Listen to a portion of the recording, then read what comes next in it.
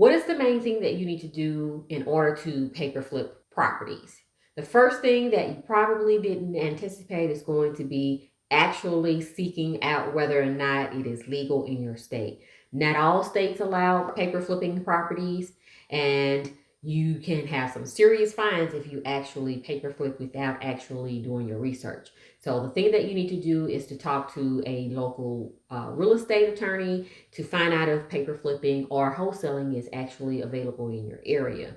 The next thing is going to be not actually doing your research in your area. Not all areas are good places to paper flip properties.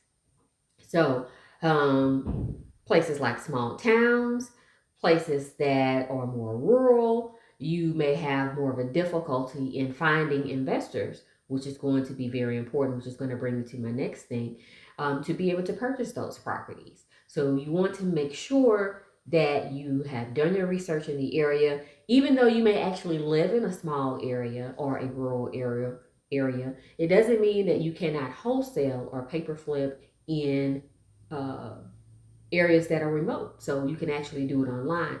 There are many different properties that I've sold in other areas that were not even near close to mine that I was still able to actually sell. So don't count yourself out just because you live in a rural area.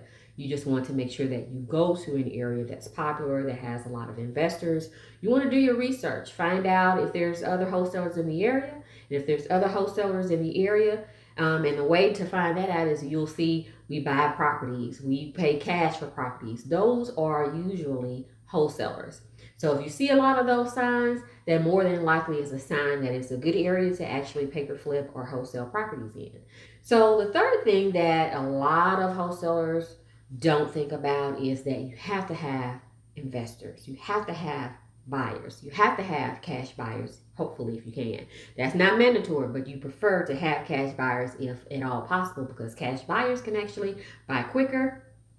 They can close within a couple of days, and it can just make your life a lot easier. So you want to actually have a lot of investors, and you want to have your investors first. So you want to build your investors list first before you actually start wholesaling. So first thing that you want to do is find out about whether or not it's legal. The second thing you want to do is to make sure that there are plenty of opportunities for you to wholesale. And if you cannot do that in your area, then think about doing it remotely.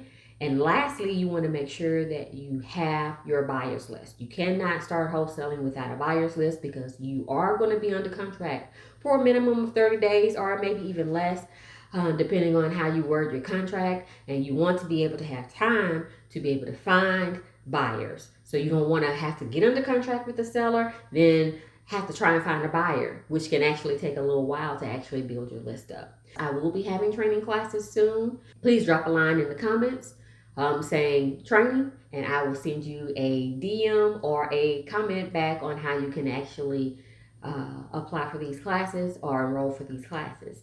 Thanks for watching. Talk to you soon.